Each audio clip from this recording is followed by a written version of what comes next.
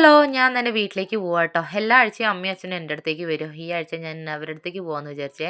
എൻ്റെ നാട് കാണുമ്പോൾ എനിക്ക് ഭയങ്കര സന്തോഷാട്ടോ എൻ്റെ നാട്ടിലേക്ക് വരുമ്പോൾ. അങ്ങനെ വീടിൻ്റെ വഴി വരെ എത്തിട്ടോ.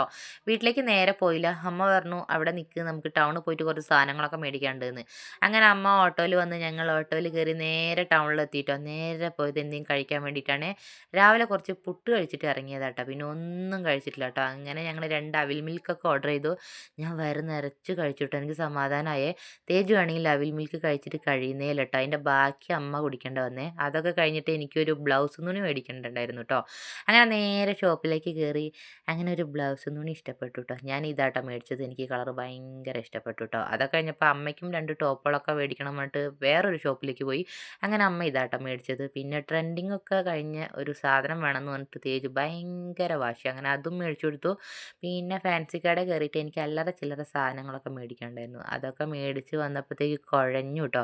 പിന്നെ ഒരു ബോട്ടിൽ വെള്ളം കുടിച്ചു. പിന്നെ ചിക്കൻ മേടിക്കാൻ വേണ്ടി ചിക്കൻ സ്റ്റാളിലേക്ക് പോയി. അതും മേടിച്ച് വരുന്ന വഴിക്ക് അമ്മയും തേജും ഭയങ്കര ഡാൻസ് ട്ടോ.